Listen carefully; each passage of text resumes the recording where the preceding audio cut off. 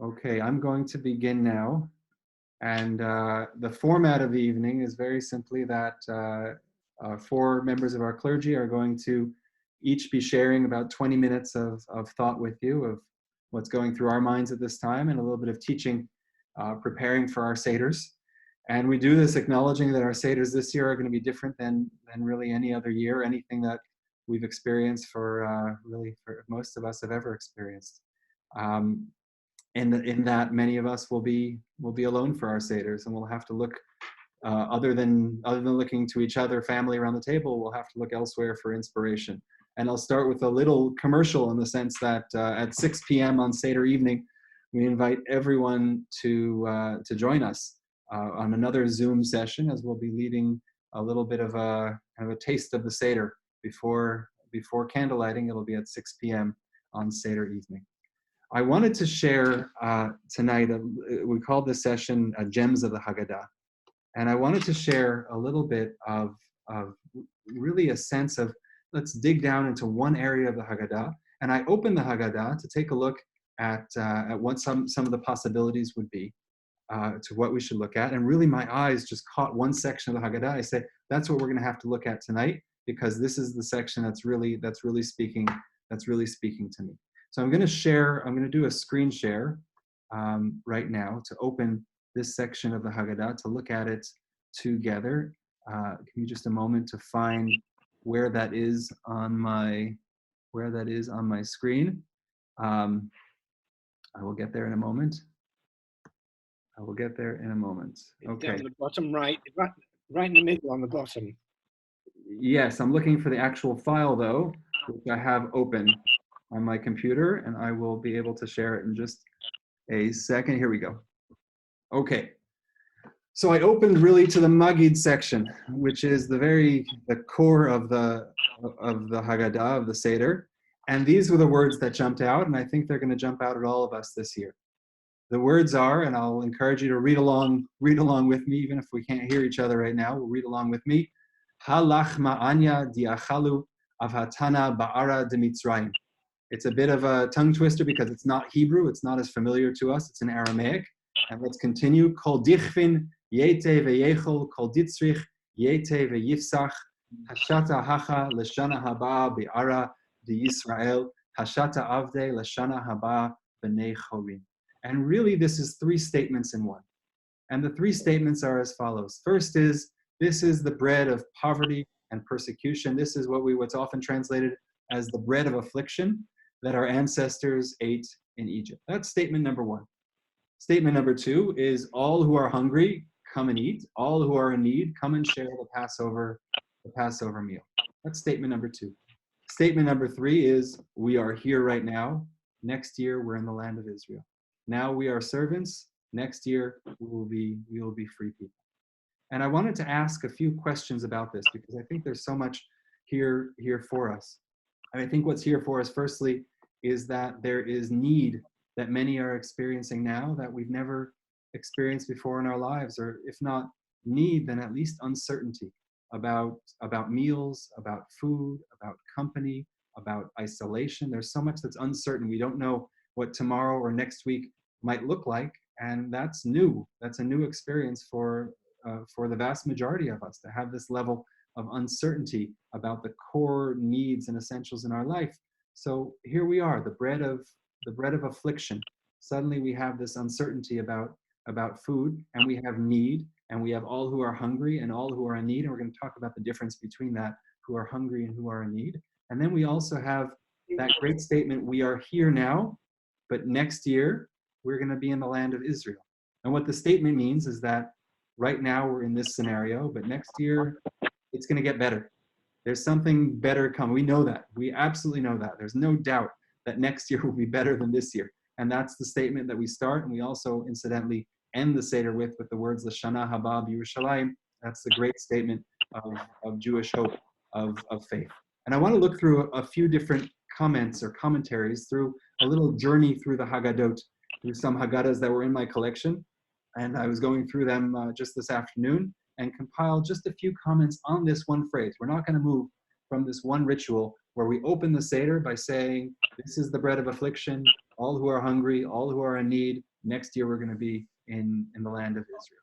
And I'm going to start by referring to what I think is one of the great Haggadot of modern times, the Canadian Haggadah Canadienne, which many of you might be familiar with. I say that, of course, subjectively, but one of the comments in the Haggadah is written by my father-in-law, Rabbi Michael Brown. He should be well and have only health, as should all of us. And this phrase, this comment, he wrote the comment in the Haggadah on this section of Halach Ma'anya, and he writes a few things. But I want to focus before on his text. I want to look at the graphic that we have here, which was something that was put out, an advertisement that was put out, a pamphlet was put out by Canadian Jewish Congress in 1946.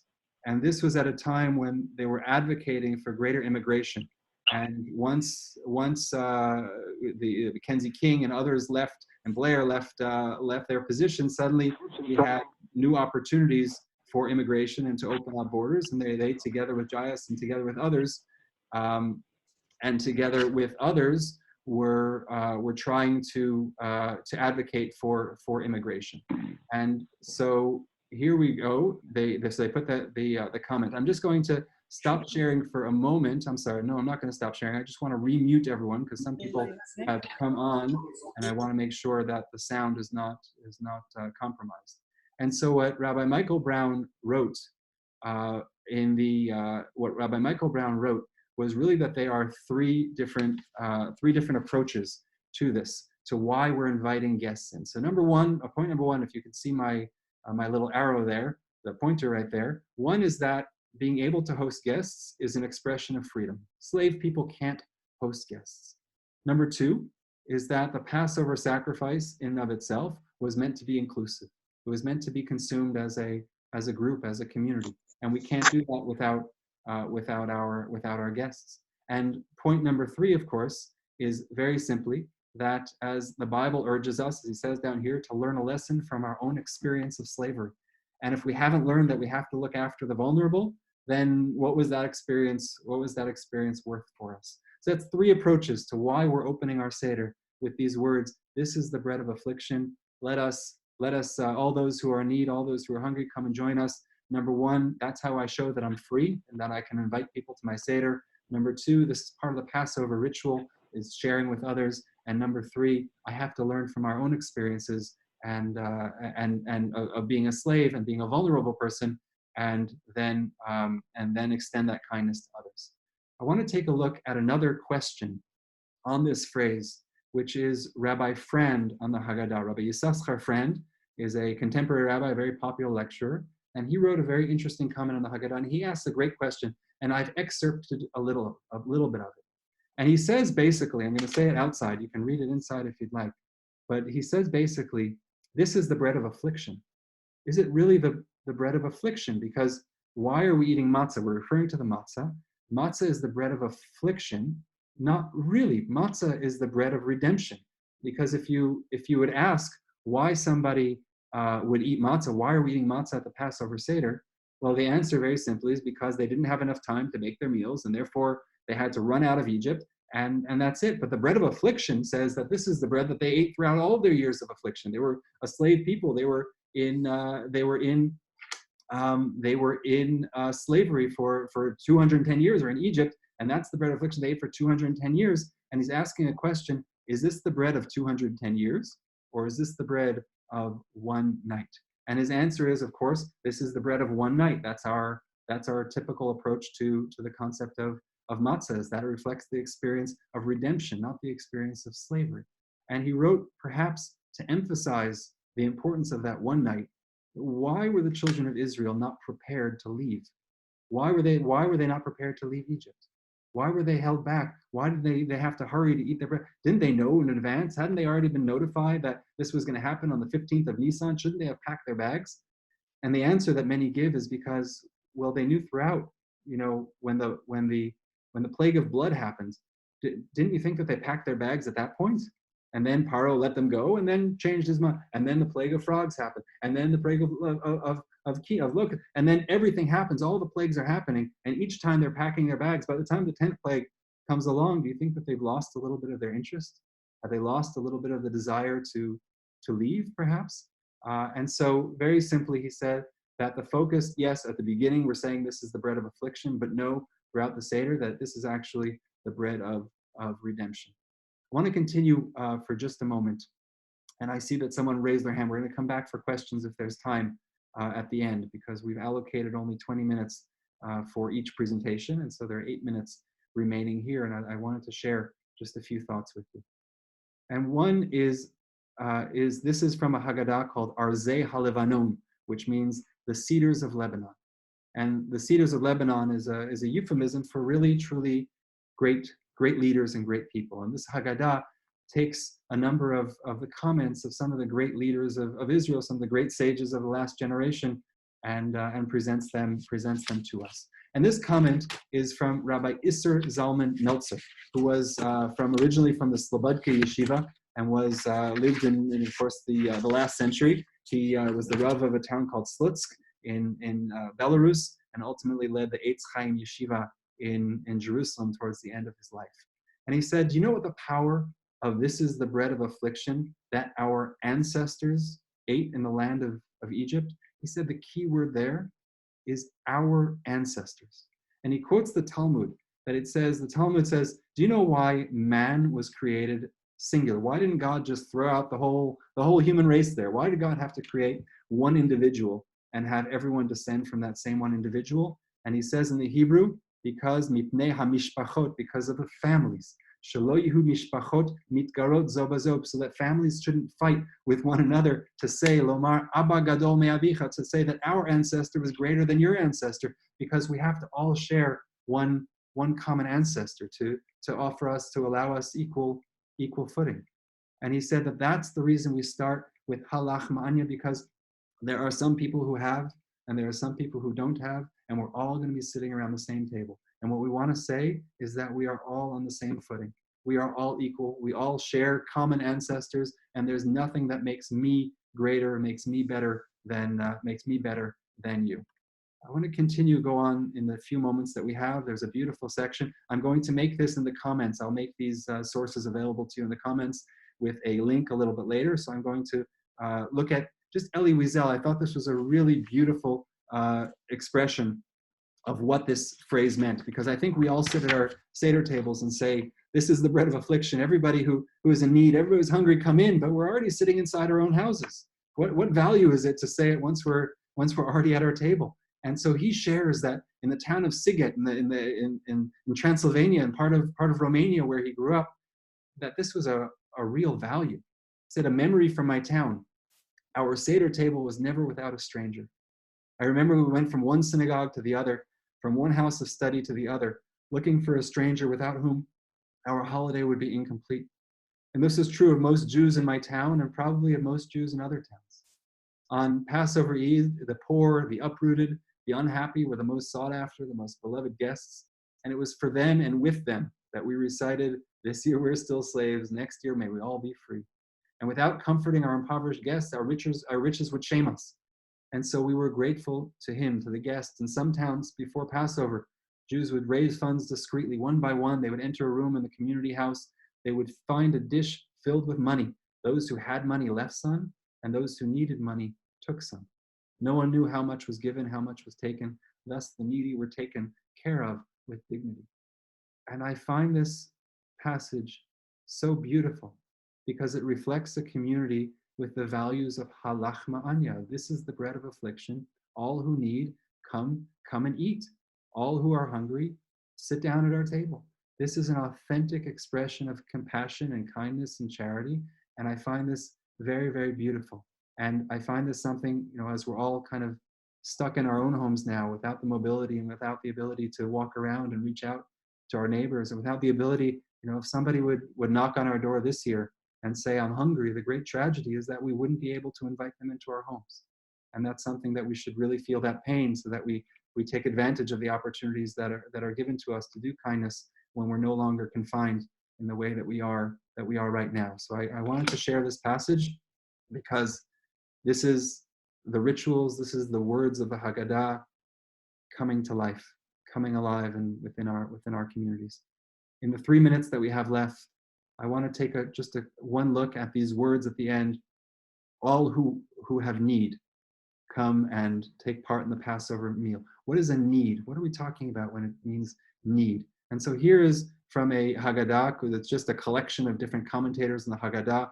And this is quoting the Rokeach, who was a 13th century sage, one of the last of, known as the pious men of Ashkenaz, of what we call Germany today. Rav Elazar from Wormeise, where today is in Germany, the town of Worms. And he says very simply, what does it mean, all who are in need?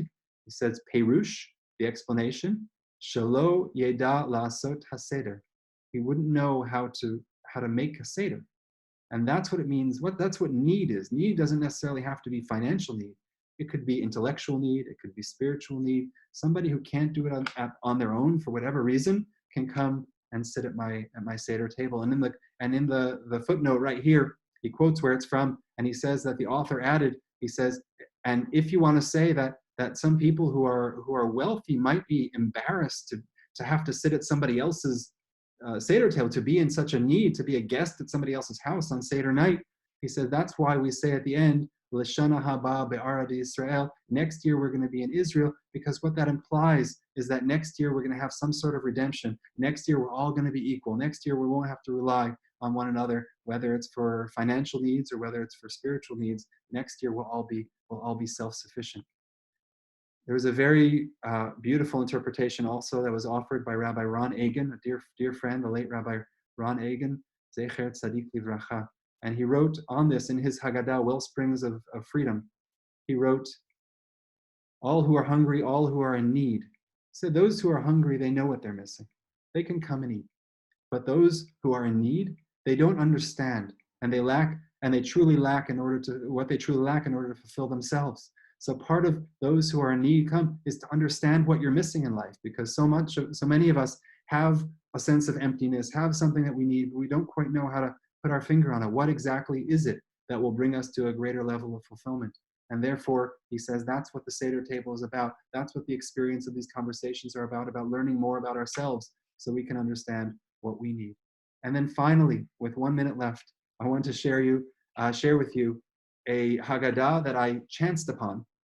And this was written by my Rosh Yeshiva, by a former head of the yeshiva that I attended in Israel, a man named Rav Shlomo Aviner.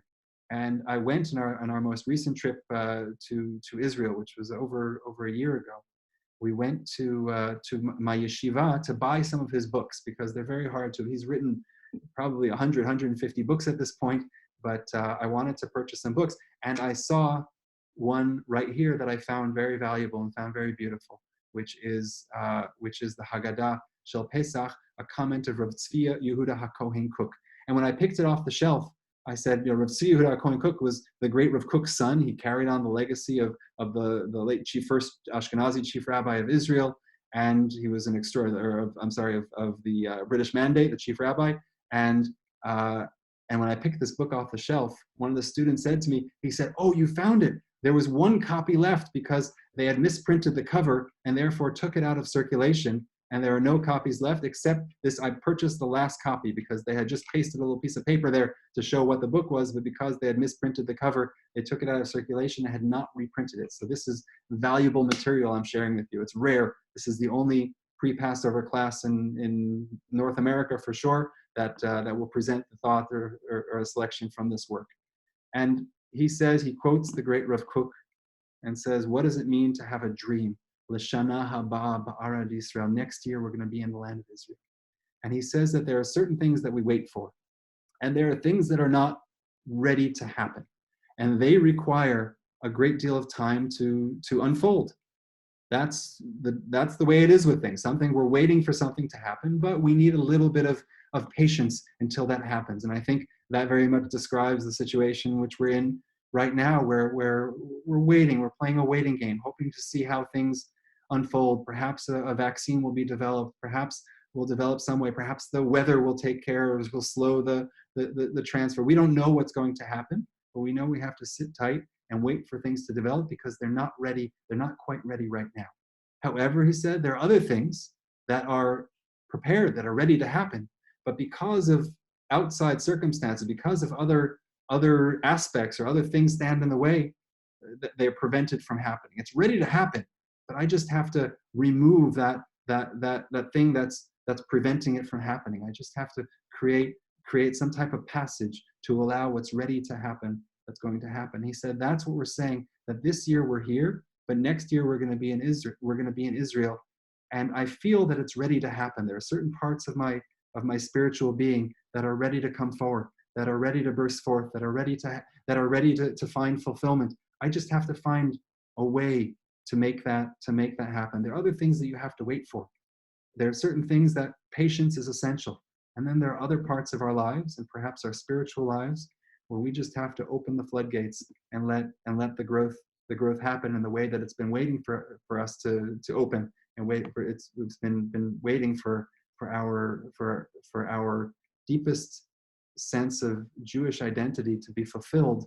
But it requires action on our parts for that to happen, not to wait for some development in the world of spirituality. This was just a selection of thoughts on the phrase of halach ma'anya. And I want to go back to the very beginning, because I think it's helpful just to end where we started off, and to see if we've understood, to just a certain degree, we've understood this phrase a little bit better. Click the arrow up. And the phrase is very simply, halach ma'anya diachalu. This is the bread of affliction that our ancestors ate in the land of Egypt. Our ancestors, our common ancestors. We share so much, and we were all slaves together. And let's appreciate that, even as we're all in different circumstances. Let's appreciate our common, our shared history. All who are hungry, come and eat. We're going to wait for a moment. We're going to wait for the time where we can help each other once again, as we once did. All who need. What do we need? It could be a financial need. It could be a spiritual need. Now we're here. Next year, we're in the land of Israel, and we will never stop dreaming, and we will never stop hoping that tomorrow will be better than today was. I thank you very much for your attention. I apologize for going 3 minutes over, and I'm going to turn it over to Cantor Zellermeyer now for the next section of this evening's presentation. Good evening, everyone. Rabbi, no need for apologies. I'm used to it once in a while. Wink, wink. So, from our house to yours, welcome to pre-Passover prep. And everyone has their own things going on based upon the bizarre doings outside our houses, but also this is a time of bizarre doing inside our houses. And our house is no different. We're trying to make a small Seder this year for 4 people, the 4 of us, and my dog, if you count him as a present company. And so I'm here to provide some musical interludes, and in particular, to help us get through some of the Seder sections that we most get, let's say we know the best, but maybe we haven't re-examined them in a long time. And this year is different from all other years. This night will be different from all other nights. So maybe it would be nice to try a different tune here or there. So I'm going to share some things with you on the screen and take you through them. And we'll start with the very beginning of the Seder. Oh, Rabbi, can you enable my screen sharing? I can do my best. Hold on a second. You have to mute everybody else.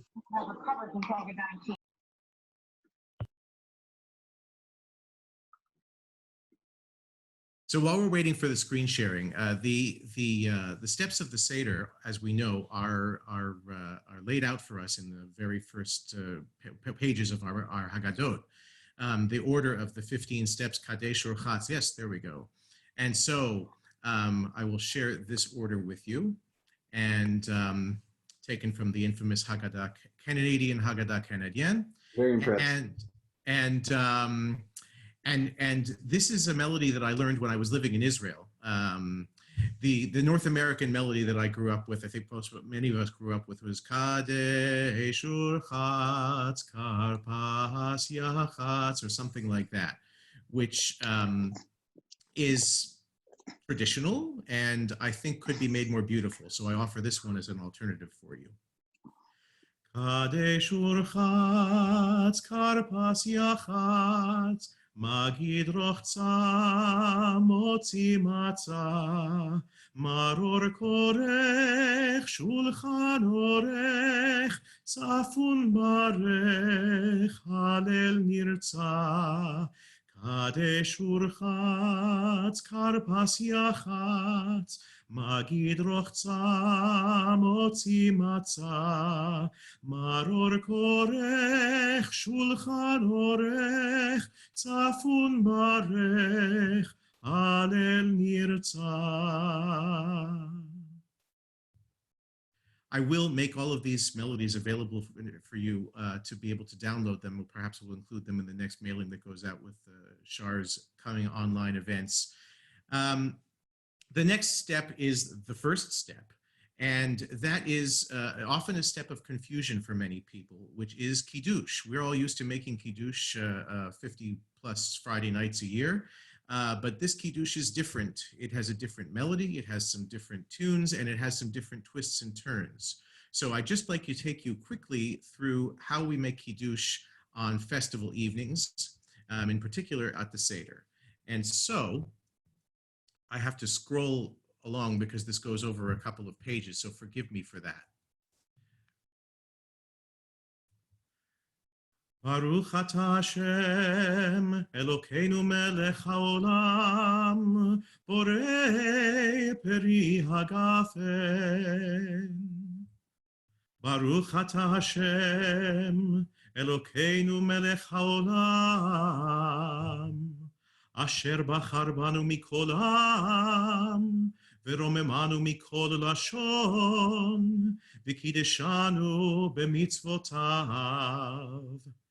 ותיתן לנו השם אלוקינו באהבה, מועדים לשמחה, חגים וזמנים לששון. את יום חג המצות הזה, סימן חירותנו, מקרא קודש, זכר יציאת מצרים. כי בנו בחרת, ואותנו קידשת מכל העמים, ומועדי קודשך, בשמחה ובששון הנחלתנו. ברוך אתה השם, מקדש ישראל והזמנים. And I'm going to scroll until we get to Baruch atah Hashem, Elokeinu melech haolam, שהחיינו וקיימנו והגיענו לזמן הזה.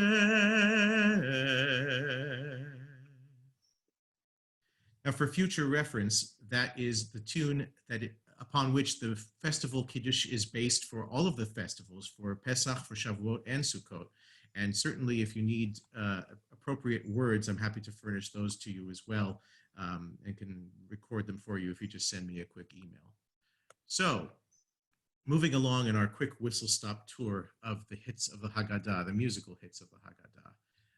The most famous of them all is our next selection, I would say, which is not one that I chant, but one that my youngest son chants. And I'm sure at some point in our histories, we all had a chance at this. And this is, of course, the Four Questions. This is a melody that my kids brought home from Akiva school. It is a Sephardic melody, and I quite love it. And I'd love to share it with you. מה נשתנה הלילה הזה מכל הלילות? מה נשתנה הלילה הזה מכל הלילות? שבכל הלילות אנו אוכלים חמץ ומצה, הלילה הזה כולו מצה.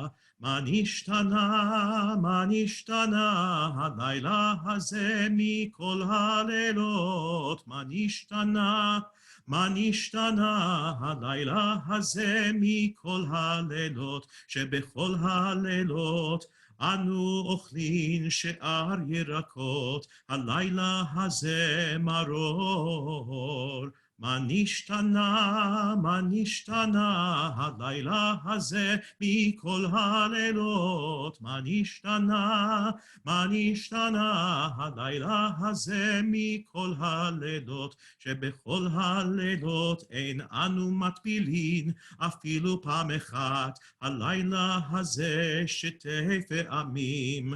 מה נשתנה, מה נשתנה הלילה הזה מכל הלילות? מה נשתנה, מה נשתנה הלילה הזה מכל הלילות? שבכל הלילות אנו אוכלים בין יושבין ובין מסובין, הלילה הזה כולנו מסובין. מה נשתנה, מה נשתנה הלילה הזה מכל הלילות? מה נשתנה, מה נשתנה הלילה הזה מכל הלילות? It's a fun tune, and the way we do it is that everyone around the table sings the Ma Nishana refrain, and then the child asks the question of each one of the four, and we return to it each time. It becomes a rollicking, fun refrain to sing around the table. So, moving a little bit further forward rather rapidly. This is not a tune that I'm going to share with you, but it's a family story. It's a bit of family history of mine. And it comes from a period of far greater affliction than we are knowing today, and dare I say, than our people have ever known. That, of course, being from the Shoah, from the Holocaust. Many of you have Haggadot that you use at home, and many modern Haggadot make reference to the Holocaust and to remembering victims of the Holocaust. And in particular, many of them tell the story of seders that were conducted in secret, whether they were in camps or in ghettos. And they are inspiring stories that should be shared and really should inspire us to triumph over our circumstances that we find ourselves. And one of them in particular that is often quoted in modern Haggadot comes from my own family tradition. It was a prayer that was written by the Jews in Bergen-Belsen, and in particular by my great-grandfather's brother, Rabbi Avraham Levison, who was the chief rabbi of the northern provinces in Holland. It was a prayer that acknowledged the fact that due to their circumstances, they could not refrain from eating chametz at that Pesach. And they had to eat chametz in order to survive. And obviously, for any observant Jew, this is a moment of tremendous conflict, inner conflict. What do I do? What path do I choose? But of course, we've seen in so many of the directives that have come from our community leaders, the path that we choose is the path of life and the path of preserving life and not putting life in danger. And so in that spirit, I share with you the following.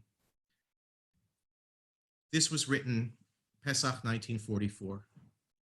Avinu sheba shamayim, our Father in heaven, Hinei galui v'yadua lefanecha, she'ertzonenu la'asot ritzoncha, v'lachog et chag ha'pesach be'achilat matzah u'v'shmirat isur chametz.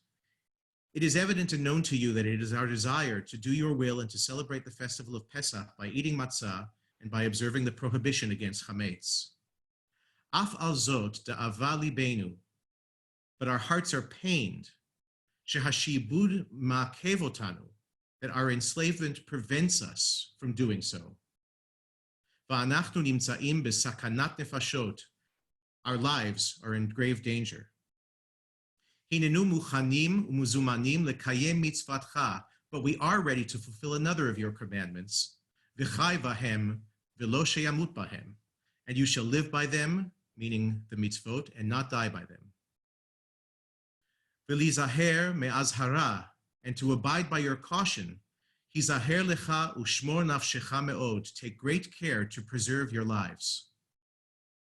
Ve'al kein tefilatenu lecha, therefore our prayer to you, shetechayenu utkaimenu v'tigalenu bimheira, that you keep us alive, sustain us, and redeem us speedily, so that we may keep your commandments, lishmor chukecha, v'la'asot ritzonecha, and do your will, ulovdecha b'levav shalem, and to serve you with a perfect heart. Amen. It's a very meaningful and beautiful prayer, And it hit home to me, the significance of it, when I was studying in Jerusalem. I performed in a concert next to the Jerusalem Theater, in the Jerusalem Theater, and the following Shabbat, I attended services at Ohel Nechama, a synagogue that's known to many next to the Jerusalem Theater. And one of the Gabayim evidently recognized me, and he threw a talit in my lap, and he said, Daven Musaf for us. So I did, and at the very end, I knew that there was a large contingent of European Jews there, and I sang the melody of Adon Olam that comes from the Spanish-Portuguese tradition from Amsterdam, which is the melody that I sing every year at Kol Nidre. Adon Olam Asher Malach, etc., which can be found on our Shar recordings, which are all available for you to listen to online. And so when I finished Adon Olam, a man came over to me, an older gentleman, and he said to me in a very thickly Dutch accented Hebrew, "It's wonderful that somebody knows the traditions that we had in Amsterdam." And I said, well, I'm a Jew of Dutch descent. For those of you who don't know, my mother is from Curacao. My grandparents lived in The Hague when I was growing up and comes from a long tradition of Jewish heritage there. And so he said to me, "What is your family name from Holland?" I said, "My mother's maiden name is Levison." And he got a shock and he said, "Who was your progenitors? Who were your progenitors?" I said, "The names." And he said, "Levi Levison, your great-grandfather, had a brother who was in the northern provinces." I said, "Yes, I know of him." He said, "Do you know of his community and what befell them during the Holocaust?" I said, "Yes." He said, "Do you know of his prayer for Pesach?" And I said, "Yes, I do." And with tears in his eyes, he rolled up his sleeve and showed me the numbers on his arm and told me that my great-great-uncle had traded his life for the lives of numbers of his community to get them out of the camps, and he was one of them together with his mother. And he said to me, "If you come to our house on Shabbat, after Shabbat, I will show you the prayer for Pesach in his handwriting." And he did. It was one of those only in Jerusalem experiences, and it's something that we always recall around our Seder table at Pesach. And so now I've shared the story with you. Moving on to something a bit more joyful, we come towards the songs at the end of the Seder.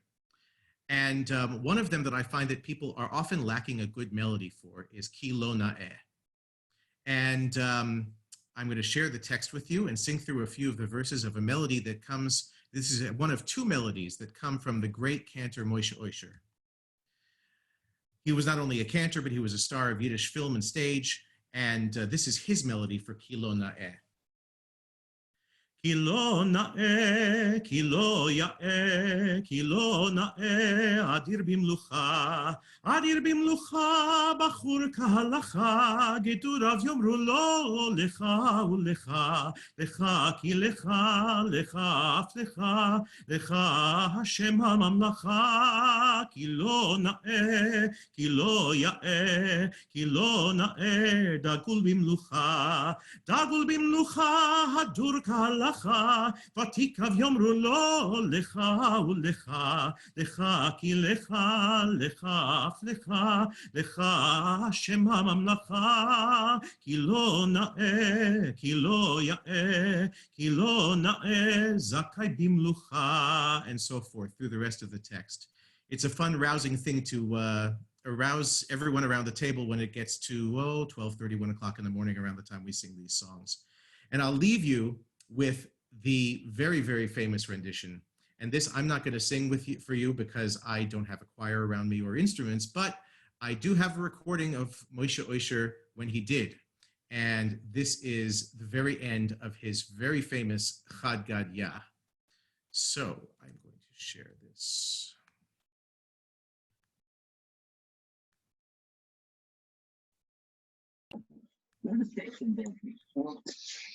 They may see it as a deal strategic opportunity, the same way they see everything. They listen, they have a plan.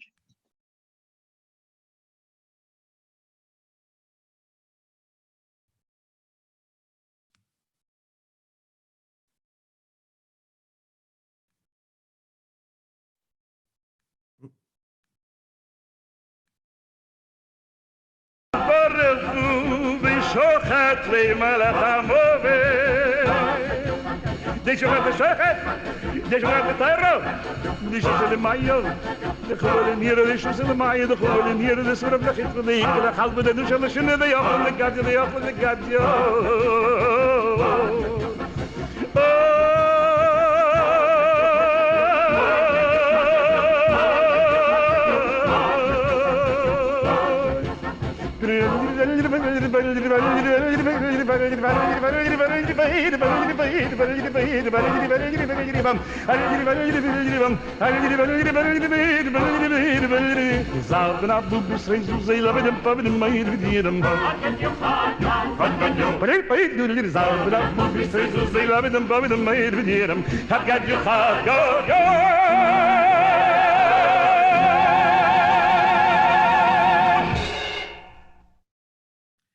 Chag Sameach to all. I hope you have a wonderful Seder.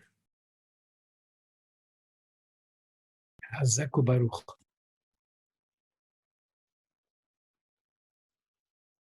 Beautiful. Thank you, everybody, for joining. This is a really wonderful opportunity for all of us as a community, as a congregation, just to congregate to prepare for this wonderful holiday of Pesach. And I know that many of you, and as I am and my family, find it rather strange this year. Pesach is not really feeling what Pesach should be. But I think if we do this stuff, if we go through our rituals, and of course hearing, wonderful tunes that we're so used to, one way or the other, we will go through this, and we will make it a very incredible Pesach. Certainly something to remember forever. What I want to deal with is the Seder essentials, and by no means I want to just put a little star to my session. By no means am I advocating that we should cut and chop up our Haggadah. It's certainly not what I'm suggesting. But there are certain sections of the Haggadah that are musts, and the others that are extras, so to speak. I guess kind of like if you want to say, if you want to look at a car, you have to have 4 wheels, you have to have a motor, but air conditioning is a luxury extra. It's an extra. It's a bonus. Some of us, of course, got used to having it, and for us, we say it's a must, but the car will run just as well, take us to all the places, whether we have air conditioning or not. And so I want to deal with the Haggadah. I'm going to break it up into those sections that we have to go over in order to fulfill our obligation, and others that we don't have to. And I want to first mention that there are 5 obligations that each one of us has, and the Rabbi will show us. We'll put on that slide.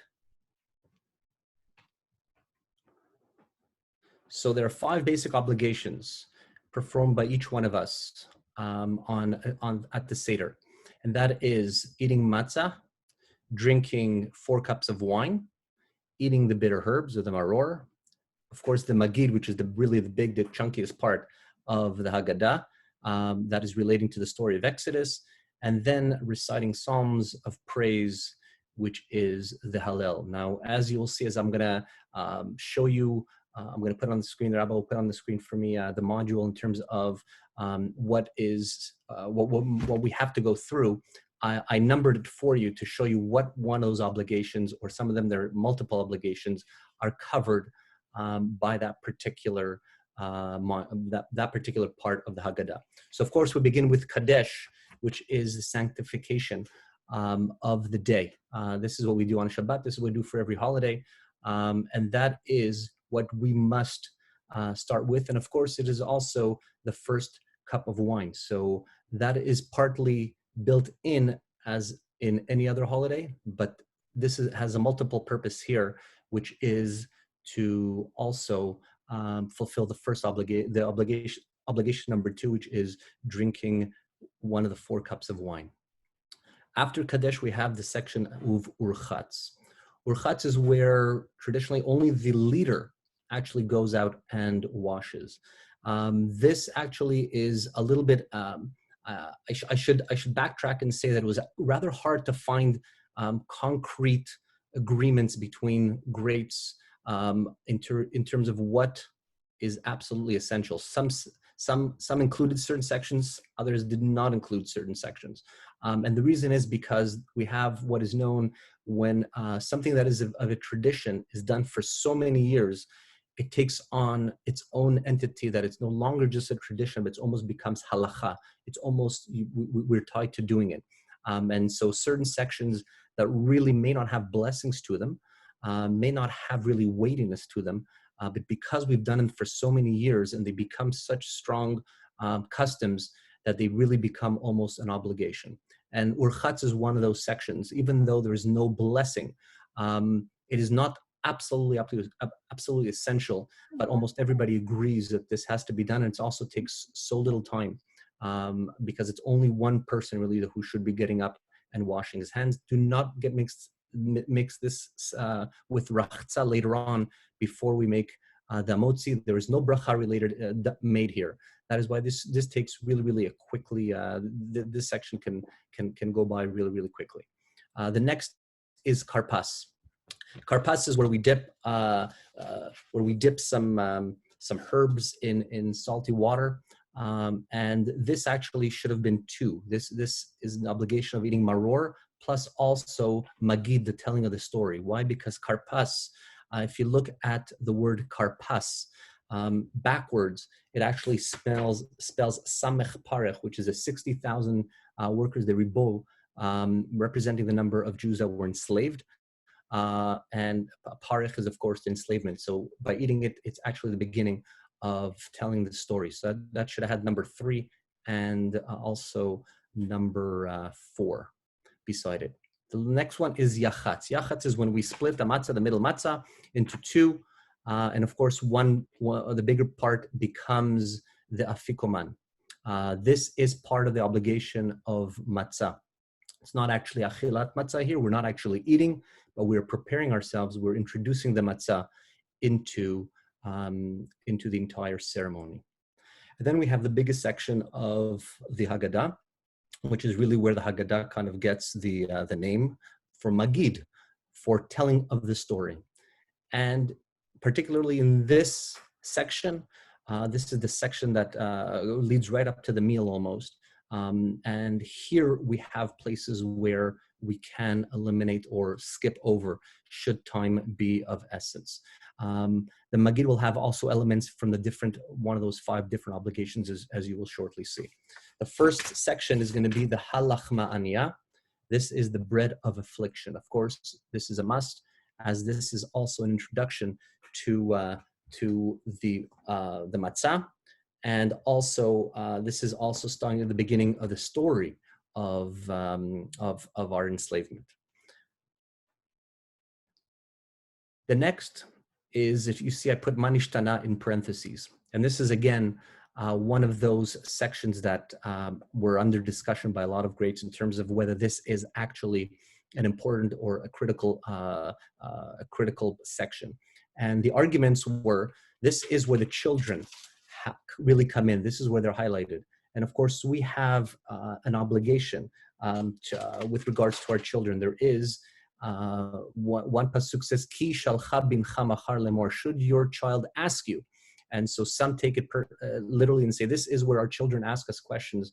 This is an integral part of the Seder. And of course, we also have the section of where it says, "Ve'garta lebincha b'yomahu," you should tell your child. So how do you tell your child?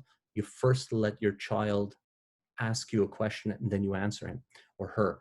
And so this is where we're encouraging them.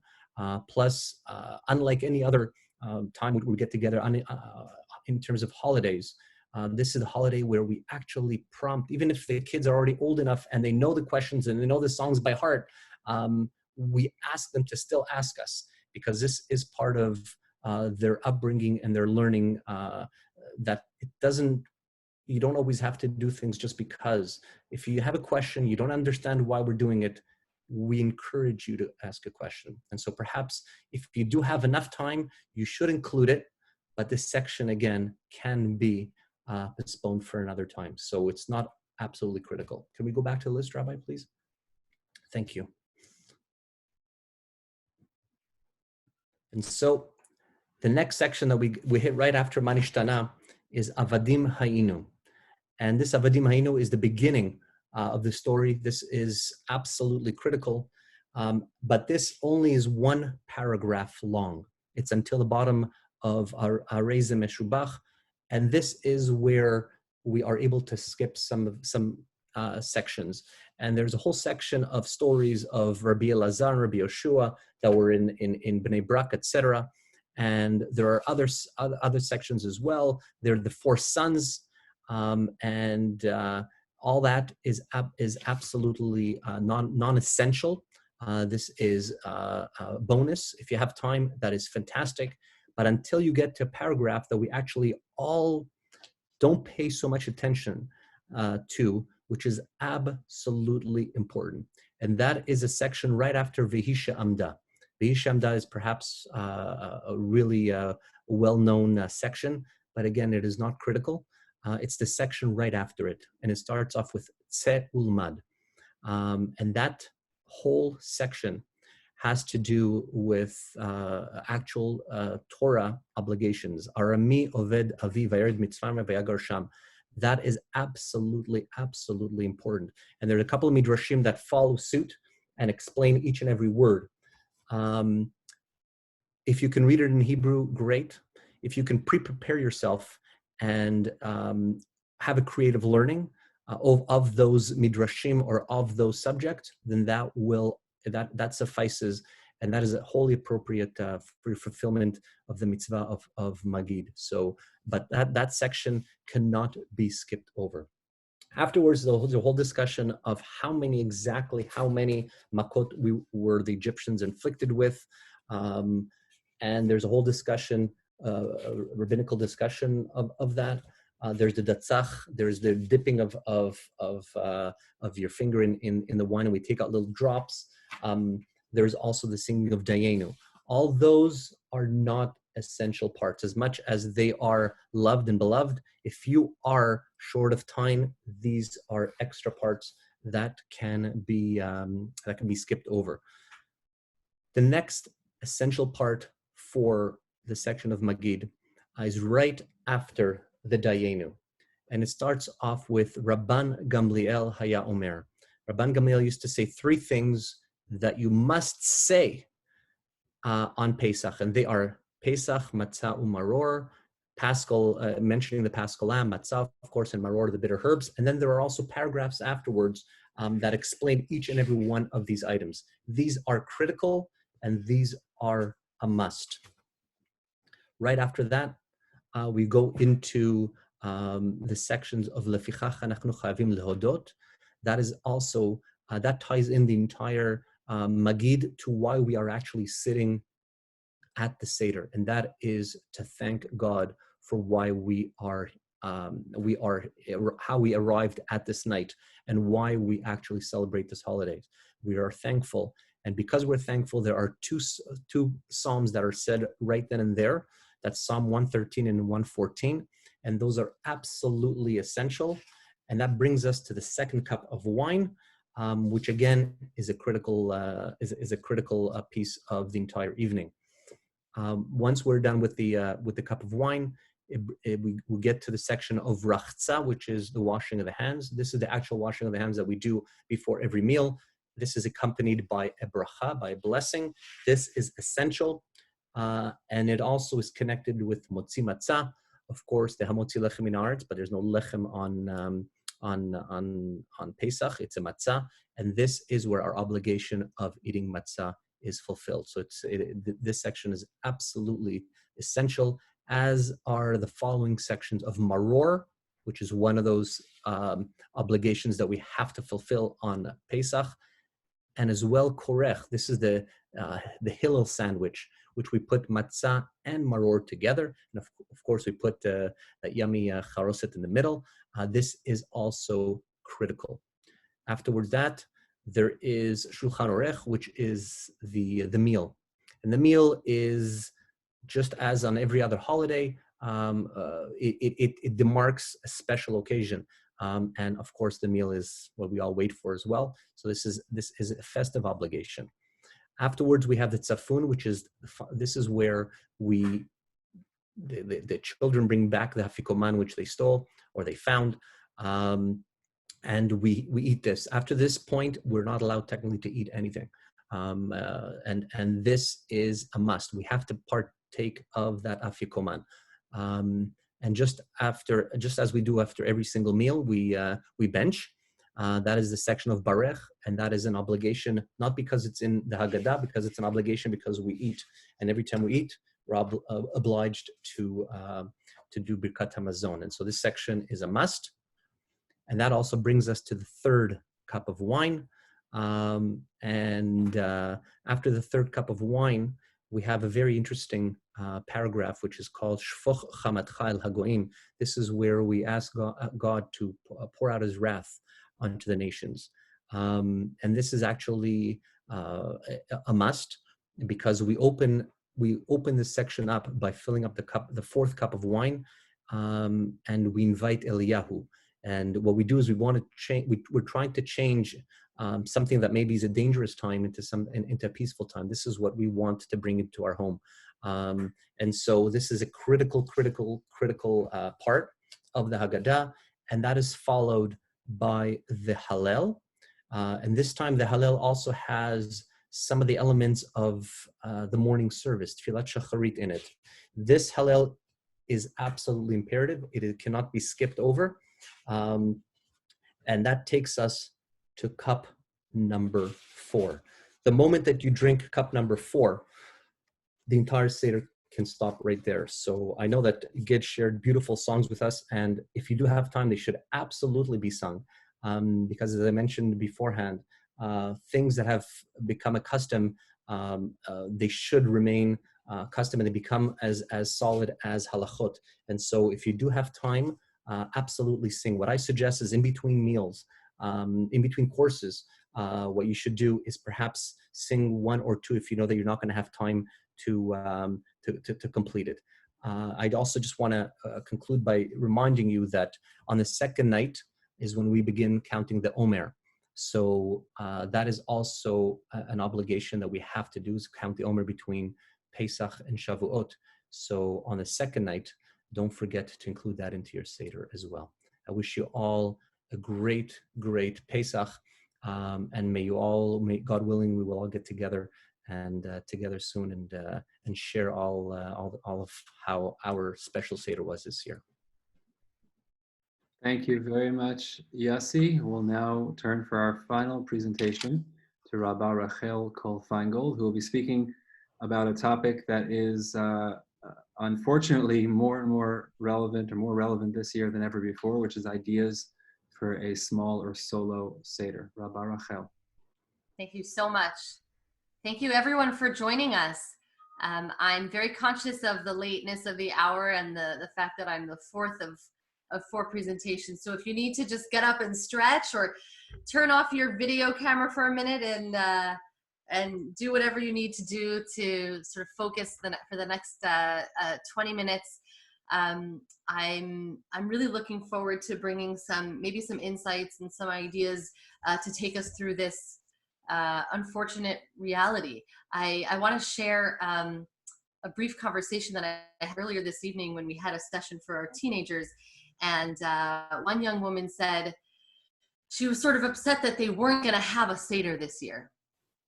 And what became very obvious very quickly was it wasn't that her family wasn't going to have a Seder, but she said it's going to be only me and my sister and my mom and my dad. So we're really not even having a Seder this year.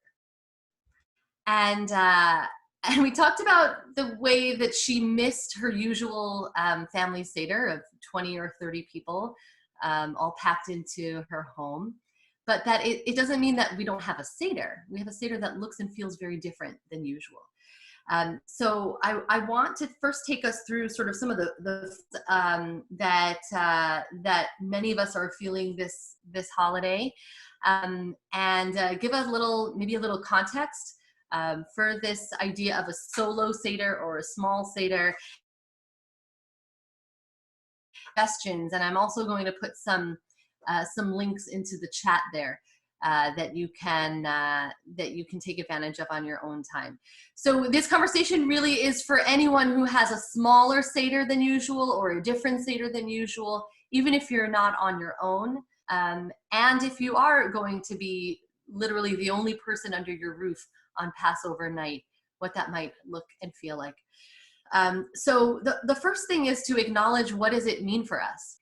Acknowledge that there is a loss, maybe a disappointment, a sadness, a discomfort, and that maybe we don't need to try and recreate what a Seder might be in other years, but acknowledge that we won't have that Seder that we have in other years. And the other part of this is maybe to acknowledge that this might allow some opportunities for a very different kind of Seder. Maybe some of the tunes you always wanted to sing, or some of the conversations you never quite have a chance to have because there are 25 people and too many courses. And I encourage you, actually, it's hard when there are over 100 people present, for people to share verbally. But as I'm talking, if you would click on the chat below and type in what is resonating for you right now, it would be really great to hear what people's experiences are.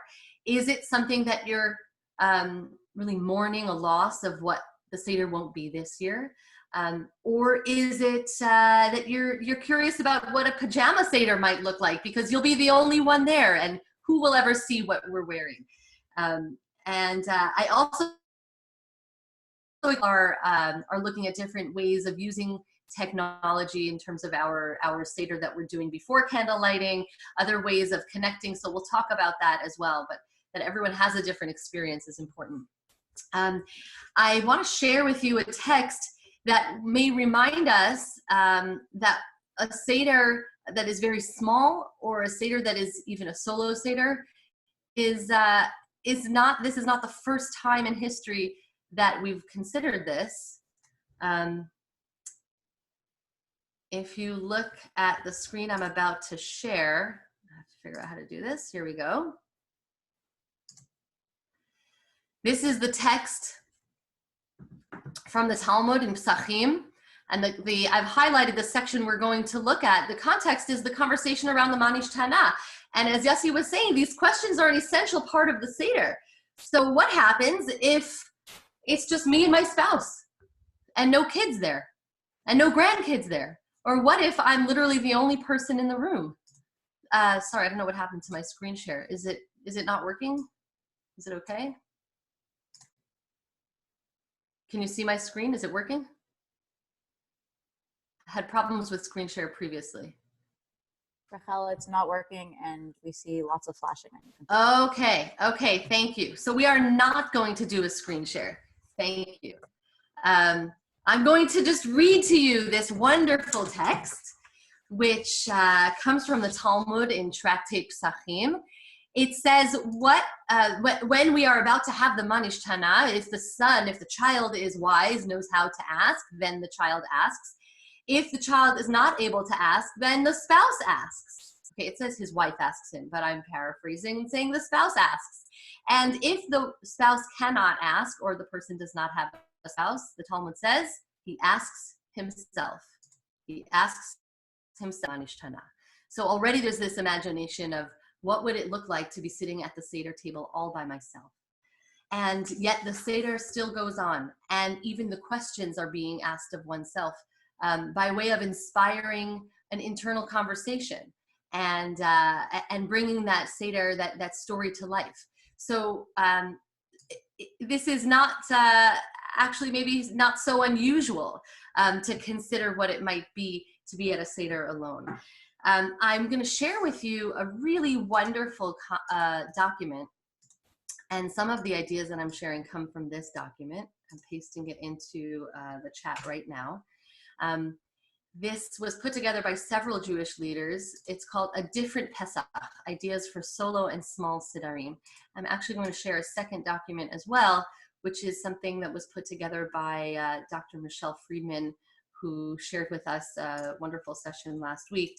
And she really addresses more the mental health aspects of having a small Seder or a solo Seder. So if we're having a small Seder, the Seder does not start on the night of Passover. The Seder starts with the preparation, with the ways to kind of set us up for success. So that means that we might think about who we're calling in advance of the Seder, and maybe comparing recipes and thinking about cooking the same foods as the people who would be around our Seder table. If we're cooking the same recipe, maybe we'll also coordinate, like, what time are you going to serve the soup? If I'm going to make a matzo ball soup and you're going to make a matzo ball soup and we're both in our separate homes, let's serve the soup at the same time, and it's as if we're eating the soup together. Another possibility, actually, this is something children are in the midst of preparing. It's very sad for them that they know Bubby and Zadie are right here in Montreal, and yet they can't share a Seder with them. So I created an envelope for every stage of the Seder. The first envelope says Kadesh, the second says Urchatz, Karpas, Yarchatz, etc., etc. And the children are putting in little notes or drawing pictures so that Bubby and Zadie, alone at their Seder, will open an envelope at every stage of the Seder and have a little note from their grandchildren, or have a picture that they drew for them. And this works also for adults. You know, maybe that's a way to share insights, a little handwritten note that will pop up just as you get to that certain part of the Seder. Or maybe it's sharing a memory. Because when we get to the part with the afikomen, we can remind ourselves of that time that we couldn't find the afikomen and we had to find a different piece of matzah, and then it turned out it was in the dog's bowl. I don't know. But wouldn't it be fun to sort of walk down Seder memory lane together, even when we're not together, reminding us of times that we have shared? So those preparations can make the Seder itself really meaningful and can bring people into the room who aren't physically present. So prepare. Prepare in terms of the cooking and the calls before the holiday, and also in terms of what you can do that will then come to life during the Seder. I want to move now from the preparation to the Seder time itself. And for this, I actually want to call upon the Shabbat dinner as a model, because Shabbat already has happened a few times in isolation, and it's been very strange for us to have a small Shabbat dinner without guests, without extended family, with really nobody else there. And I guess along the lines of acknowledging not only the opportunities, as someone is saying, looking forward to making this, you know, unique and relevant, that the reality kind of gives us new opportunities. So around our Shabbat table, there have been times when my kids wanted to have pajama Shabbat and we all had a dress down Shabbat. And there have also been times when we had a very dress up Shabbat. And when it comes to your Seder, I guess I want to say, acknowledge whatever your instinct is. If you'd rather have a dress down and, you know, matzah with cream cheese basics Seder, if that's what's going to make it okay for you and kind of pass this holiday with a lot less stress, okay, maybe not matzah and cream cheese, add a bit of salmon, but make it a festive meal, but not an extravagant one, that's okay. And on the other hand, maybe if you want to put on your tux and have a really beautiful piece of meat and dress up the Seder beyond our wildest expectations, you know, and have more courses than usual, maybe that's what will be just the balm that you need for this Passover. Think about dressing it up or dressing it down according to whatever your needs are. And similarly, you know, if you're on your own at your Seder table, or even if you're doing the pre-Passover Zoom Seder, you can think about where you want to sit. Do you want to sit at your table? Do you want to sit around on your couch? If you're literally the only one home, no one will know where you are, and you can create the Seder in your own image, to your own liking. I wanted to read to you from the first document that I sent. They have just a really entertaining and cheerful set of suggestions about the afikomen, because if I'm really the only person here, okay, I'm already going to ask myself the manishtana, but am I going to hide the afikomen from myself and then go look for it? So, and I know there are suggestions about the Zoom Seder. I mean, some will feel comfortable using technology, some will be more strict and not be using any technology. So I'm assuming sort of if you're really not using any technology on the holiday, you include your loved ones in your Seder if they're not even on Zoom with you. But listen to this afikoman suggestion. They say, our favorite is to hide it while you're prepping for the Seder.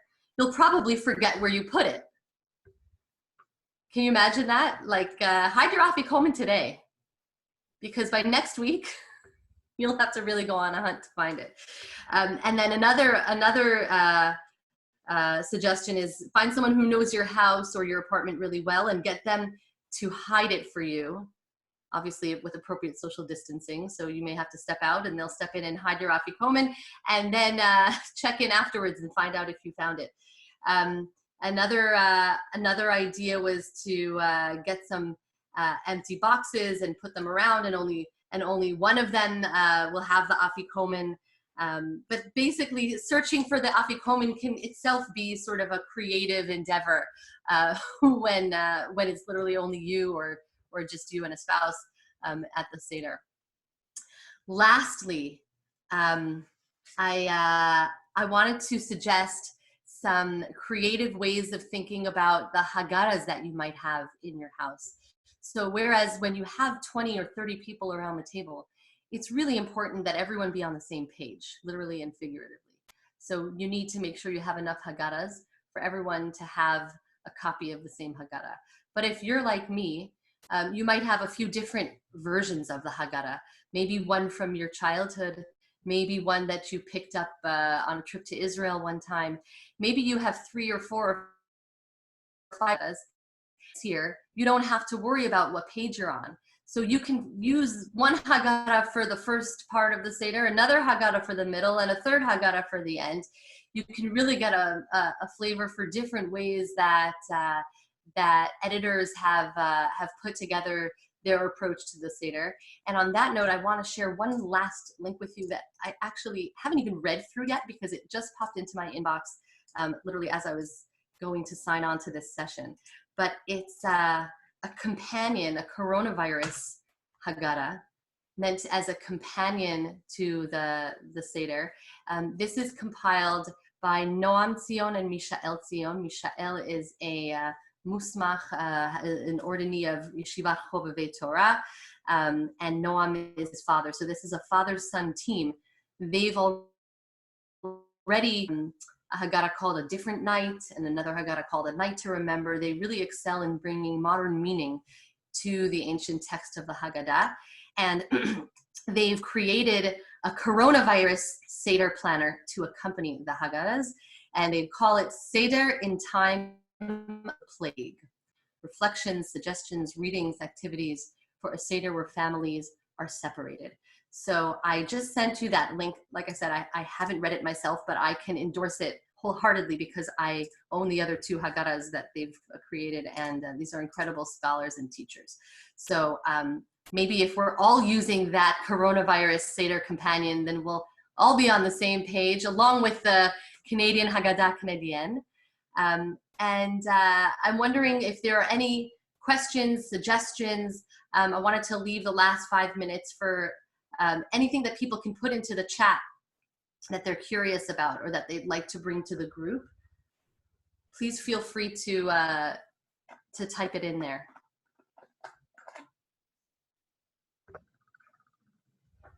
Don't be shy.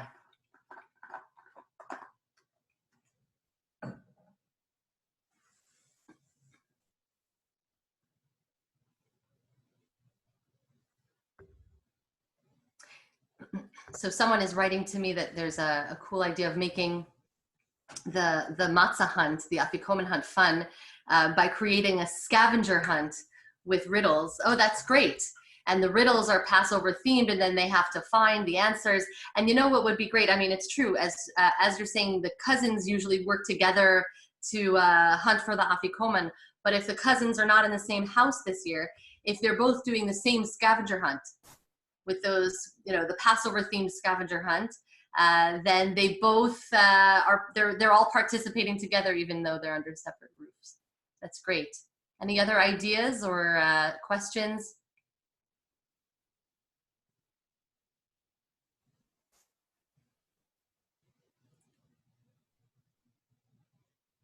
The last thing I wanted to say is the new Haggadah, the second link on the list.